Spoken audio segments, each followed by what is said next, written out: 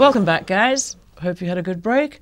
Now that we've spoken about plot and setting, I think we can turn towards looking at the main characters in Lord of the Flies. You'll remember that we get to know characters through their actions in the plot and by what other characters say about them. Well, we do hope that as you've read through the book on your own, that you've made careful notes, as we taught you last week, about all of the characters. William Golding uses the characters to show us how people in societies act together. At the start of the novel, we are presented with a group of young boys. They are Piggy, Ralph, Simon, Jack and Eric, Maurice Festival, the choir boys, and a group of younger boys called the Little Lions. All right, as the events of the novel unfold, though, Ralph takes on the role of the leader, and we see Piggy and Jack as becoming his second in charge or as his lieutenants. However, after Jack tries to take over, we see a split happening. We find that there are two clear camps, those who wish to follow Ralph and his rational and reasonable ways, and those who wish to follow Jack, who offers what seems to be a more exciting but dangerous and almost chaotic way of being. Now, in addition to these characters, there are also, in order of appearance, other characters we need to focus on. There's the Beast, the dead pilot, whom Simon discovers in the forest. There's the Lord of the Flies, which is in fact a gross pig's head that Jack impales on a stick as an offering to the Beast. And finally, there's the naval officer who rescues everyone right at the end. We mentioned in the last section that it is important that these boys are all British. This is because the British Empire in colonial times always typified the idea of decent, civilized people. So they expected these people to be representative of order and civilization, basically. All right, so what Golding does here is he offers us a glimpse into what can happen when the nation that is so often characterized as being so civilized loses a grip on the rules and regulations that keep everything in place. It's almost as if he's saying, if this can happen to these people, what on earth could happen to us? Now that we have a sense of all the characters, we can focus on the main characters. There are four main characters that we need to discuss. It's Ralph, Jack, Piggy, and Simon. We'll start with the protagonist, Ralph. And remember, protagonist, main character. Right, Ralph is clearly quite charismatic, and we see this when the boys elect him as their leader in the beginning. He represents order and civilization. He wants to build huts for protection and to have a fire to ensure that they're rescued so that they can go back to their way of life. A sensible leader. At first, he cannot understand why the other boys would want to be so barbaric, so uncivilized. We see this when he's disgusted by the chanting and dancing.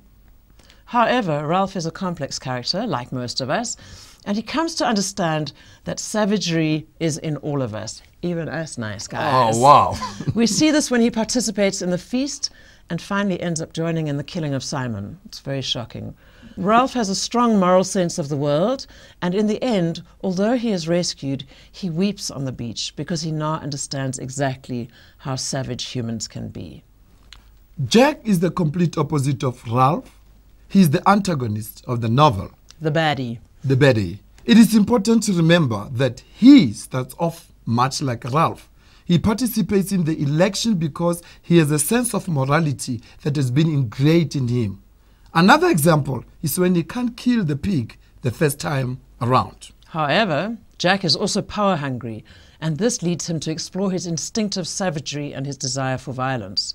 He becomes completely preoccupied with hunting and killing the pigs, and he doesn't seem to be affected by the deaths of the various boys. The more savage Jack becomes, the more power he gains over the boys. He becomes the representative of savagery and violence. Golding uses his character to show us that just under the thin cover of civilization is a very dark and dangerous barbarian. Our next important character is Piggy. He's called this because he is fat. This nickname links him to the pigs on the island who, like Piggy, becomes targets of the other boys' savagery. Piggy is an outsider, but he manages to become liked. Why?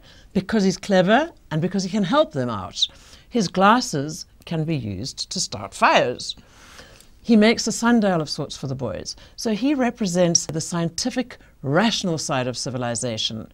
His murder shows the triumph of savagery over civilization. The last character we are going to discuss in detail is Simon. Simon provides us with a very interesting character, whereas Ralph and Jack can be seen as being on two sides of the spectrum, civilized and savage. Simon is completely different. He represents the spiritual side of human nature. He has a natural goodness that comes from within. There are critics who have actually likened him to Christianity, to Jesus and Christianity, which I think is taking things a bit far, but certainly he is a naturally good person, the only one who comes out as such in the book. He is willing to work for the community and takes care of the young ones. It is quite tragic that he is killed by the other savage boys, including Piggy and Ralph. Right, so we have two sides of the spectrum here. Civilization, Ralph.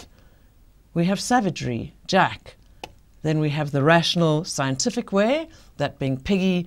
And we have the spiritual in Simon. You may have been surprised that we included the Lord of the Flies and the Beast as characters. We do this because although they are not living creatures, as we would expect a character in a novel to be, they are used by Golding in the same way as living characters to develop some of the themes of the novel. If you want to be very clever and impress your examiners, your teachers, use the word allegory. And that is what we have here, is where we have living characters and objects representing some of the themes.